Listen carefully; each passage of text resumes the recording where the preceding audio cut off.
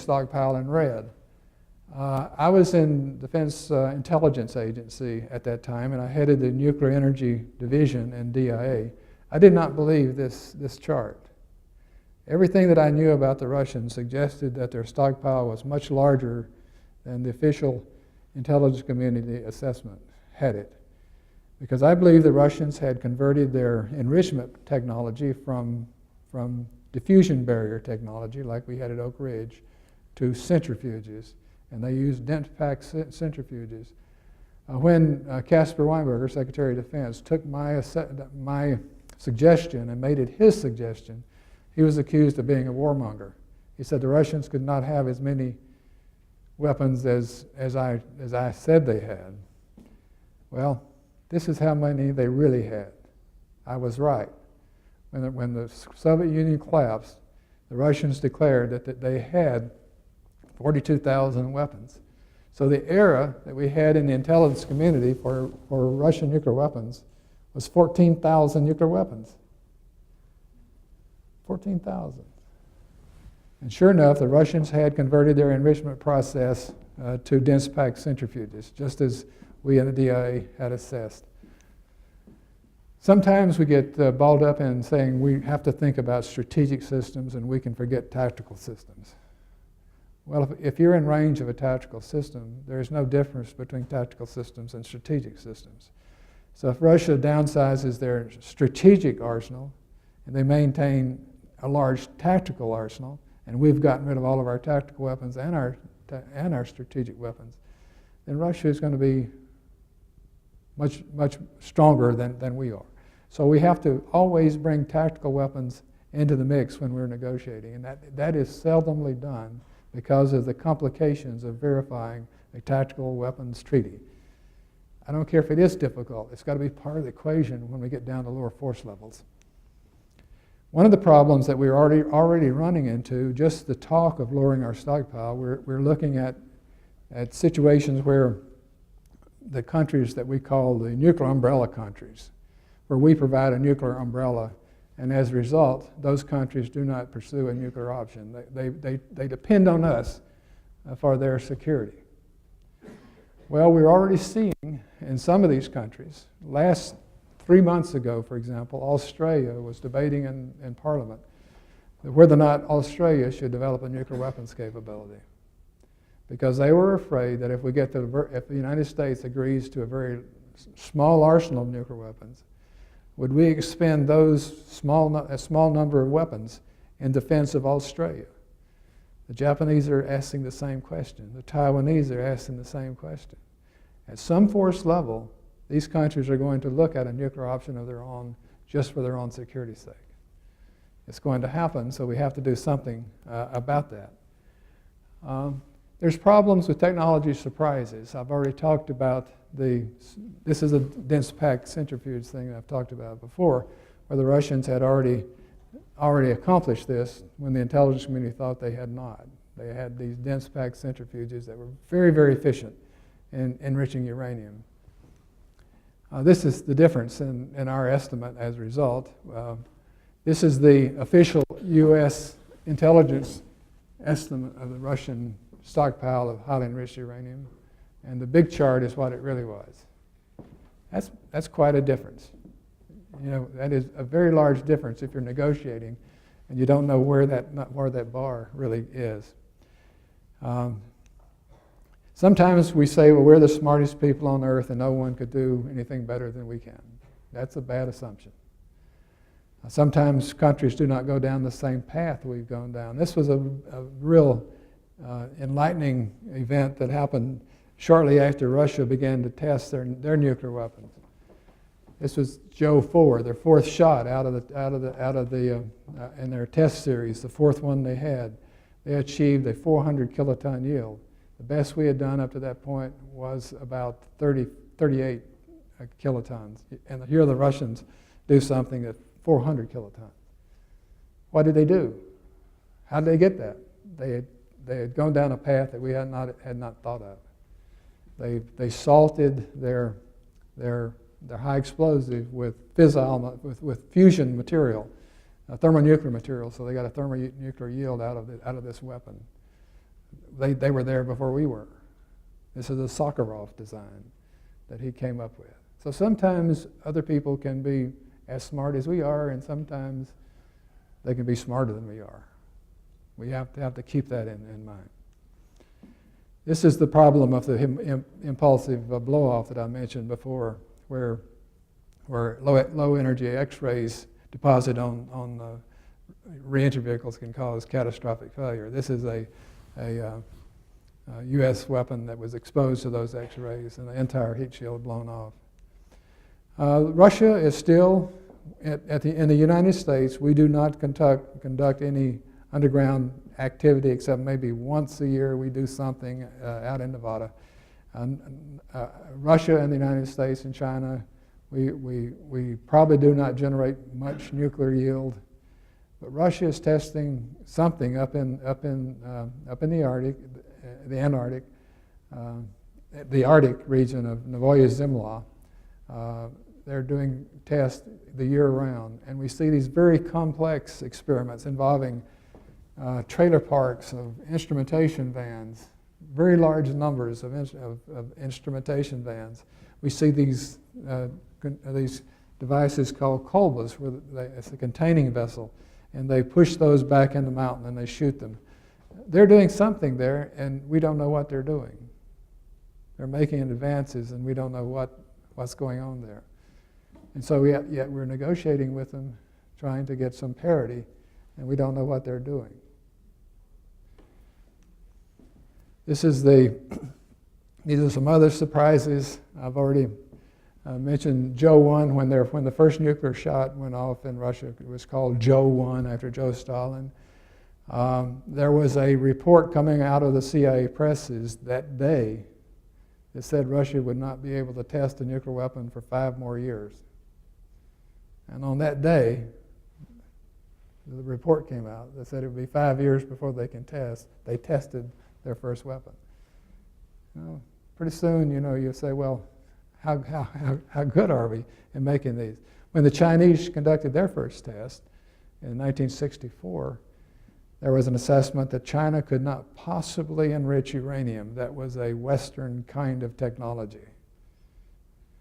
And the Chinese had to use plutonium like we used in our first shot at Trinity, and the Russians used in their first shot, a Joe 1 shot. The Chinese could not enrich uranium.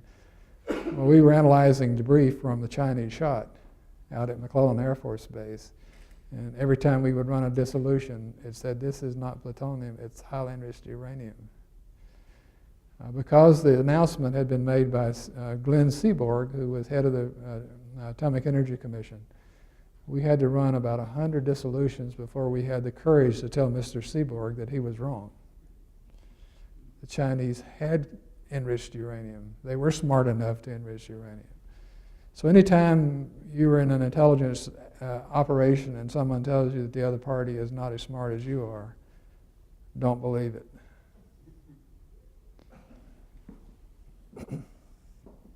We were wrong in India. When India conducted their first shot, everyone was surprised. We were surprised when we saw the size of the AQ-Con network. That was like a one-stop shop for anything nuclear. Running an operation from Indonesia to North Korea, you could buy anything that you wanted for a nuclear weapon from the AQ-Con network. That was going on for years, and we finally found out what was happening. We shut it down. The first time we went into Iraq, we said the Iraqis do not have a nuclear weapon program. We came inside, and sure enough, they had a nuclear weapon program. So the second time we went in, the intelligence community said they have a nuclear weapon program. They did not have one the second time we went in. So pretty soon you're going to start questioning these decisions, because sometimes we do make the wrong decision. So the problem with inequities in terms of age of weapons, this is something that we need to be thinking about as we negotiate.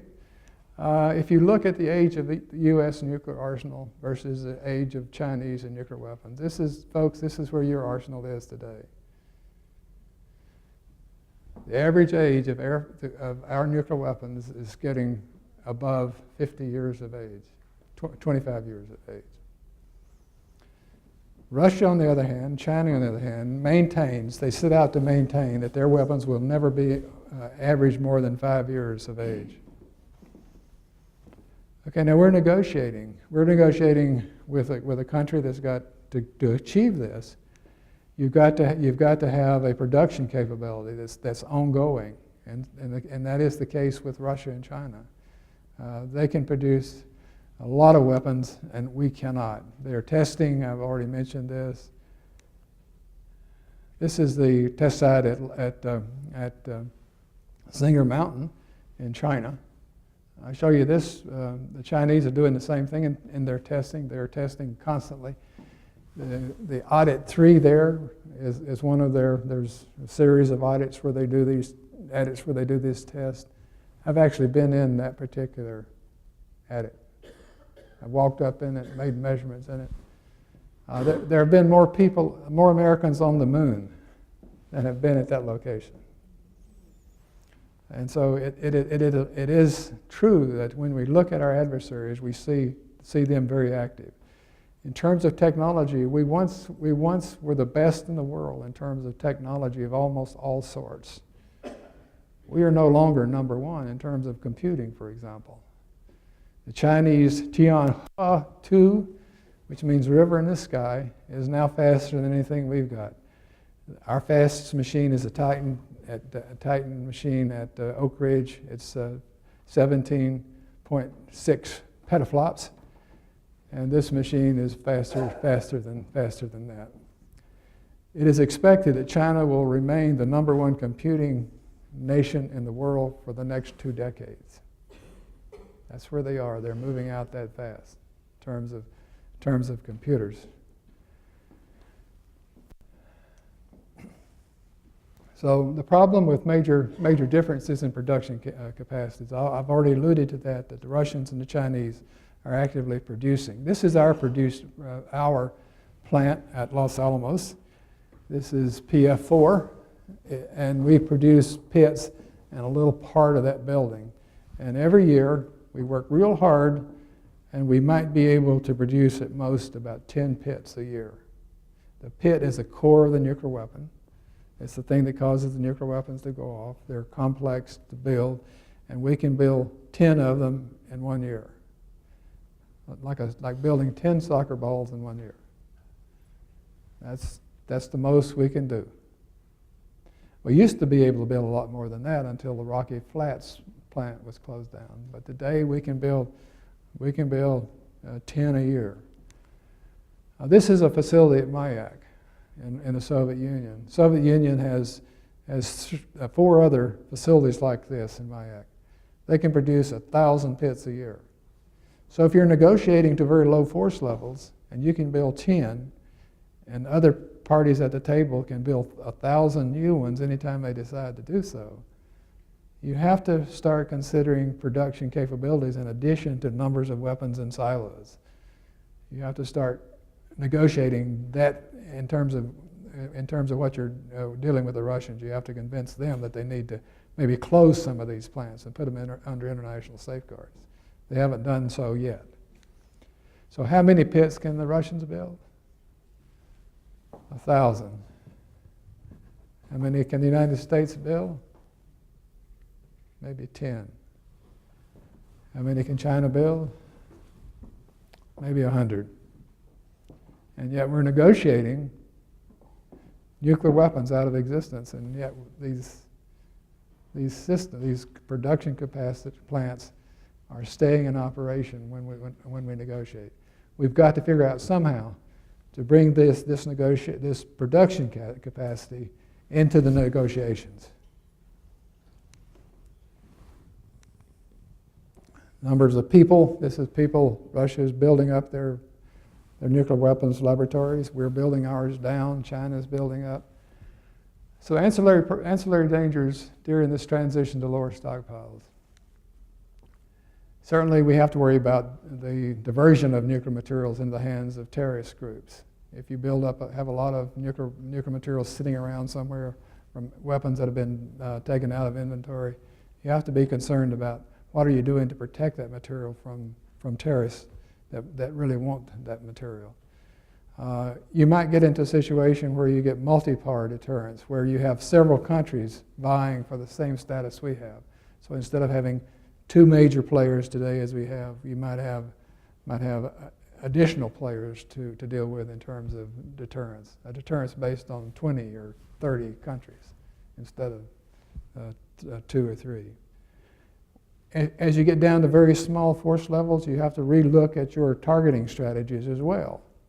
If you get down to a certain low number, you have to go back to the days of duck and cover, where you go back to a MAD, where you're mutually assured destruction, where you don't target military assets as we do today, but you go back to targeting civilian populations. That's going to be one of the outcomes that we have to face at very low force levels, going back to mutually assured destruction. We have to worry about cuts in intelligence also. We need to have a very viable intelligence program. And over the course of the last 20 years, we've seen the nuclear weapon intelligence portion of our intelligence budget to get lower and lower and lower. It's difficult to find an organization in the CIA or the Defense Intelligence Agency or any other intelligence agency that has on its door, we do nuclear intelligence. There used to be nuclear intelligence divisions in DIA and nuclear intelligence divisions in CIA. But now that's old stuff, and there's not any dedicated assets anymore that look specifically at the nuclear issue. The problem of heightened conflicts. Certainly, as we get down, as we look at the future, we will look at a future that has much more warfare and tribal struggles that will develop throughout the world. We see it today. You just pick up a newspaper anywhere. We see it in Syria, we see it in Libya, we see it anywhere in the world we look today. We see the emergence of these groups that are now at war with one another. That's not going to lessen, it's going to increase in the future. The competition for resources is certainly something we have to be concerned with. We have to remember that World War II was spawned by competition for resources. And in this new world, even though we're negotiating lower nuclear weapon arsenals, we still have to worry about competition around the world. This is some of the struggles I mentioned where regional and factional groups are coming at odds with each other, trying to kill one another. This is China reaching out in the world today that we have. The largest iron works anywhere in the world is in Africa. China runs that. China is getting Mongolian coal. They're setting up drill rigs in the Gulf of Mexico. Almost all the lithium in Bolivia belongs to China. While we were fighting in Afghanistan, in northern Afghanistan, China is exporting rare earths. So the world is getting where we're now competing for lots of the same things, and that is the tools, that is the seeds that can create global conflicts. And so we have to be concerned about that as we're negotiating the size of our nuclear arsenal as well. We have to worry about people going to other kinds of destructive devices like chemical or biological or cyber or whatever. We see actors out there in the world today pursuing each of these kinds of threats. And one of these days we might see an airport that's closed because of anthrax or something, or sporting events that's closed because someone has used sarin gas. It's going to happen. And we have to be prepared for those kinds of eventualities. So in concluding, I think no one is advocating a return to the Cold War. Migration to lower force levels is something that you guys and we will have to deal with. The arsenals are going to get smaller. However, in achieving these reductions, we cannot afford to go down paths that have not been carefully planned. We have to do that. When it comes to nuclear weapons, we know that we have to be very careful. We have to be alert and agile, or we can never afford to be surprised. Thank you.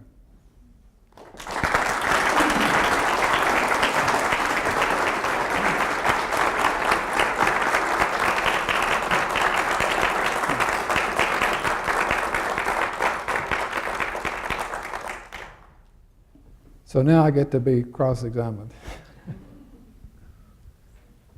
All right, so Colonel Hawkins, it seems to me that the U.S. and its people are now, in this generation, more in a state of constant worry, and I think that the media has put a good toll on, or put a good toll on us, or been telling us that we should be in a state of worry and concern because these other countries, like China and Russia, are stockpiling, getting better computer networking. That should be, I mean, we should be afraid.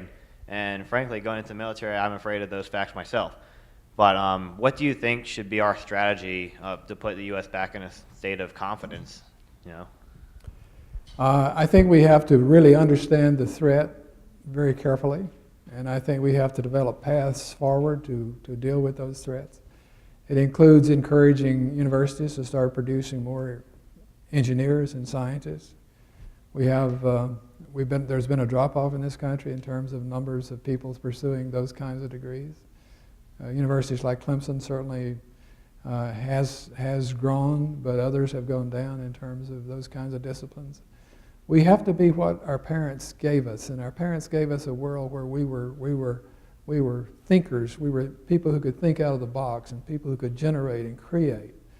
And I think we've been moving down a path to where we make people more thinking about the latest apps they can use on their iPhone, where they're thinking about other people's ideas and not generating their own ideas. So I think it's incumbent upon universities and the American people to move down paths where we again create an atmosphere where innovation and ideas and those kinds of thoughts can be part of our society as opposed to the society of someone else across the ocean.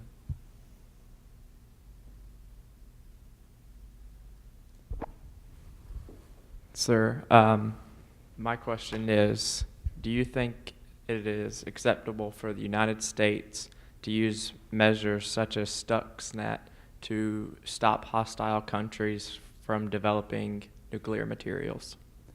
I probably can't answer that question. The question was whether or not we should use Stuxnets and those kinds of technologies to cause other countries to have problems. I think if we look at the world today, the world is very much a world that depends on information. And there's a lot of operations built on the SCADA system where you've got information running around the country. For example, you will be putting together a freight train convoy in Chicago. You're moving this boxcar to that boxcar.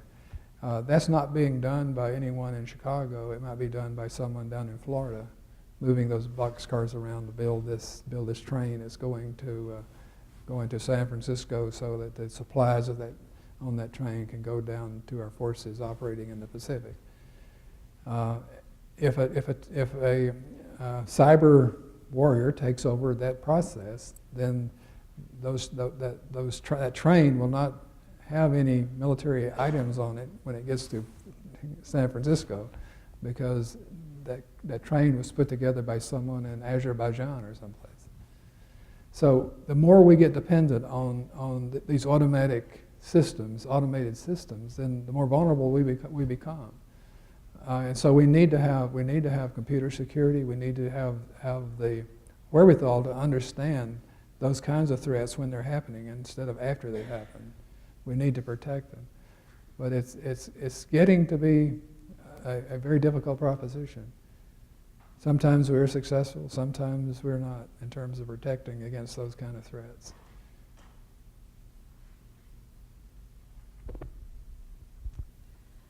Sir, do you think, at the beginning you talked about kind of the world that you grew up in, do you think with today's society, if it came down to it, would the United States use the nuclear weapons that we have, or do we just have these for negotiations and a reaction kind of force?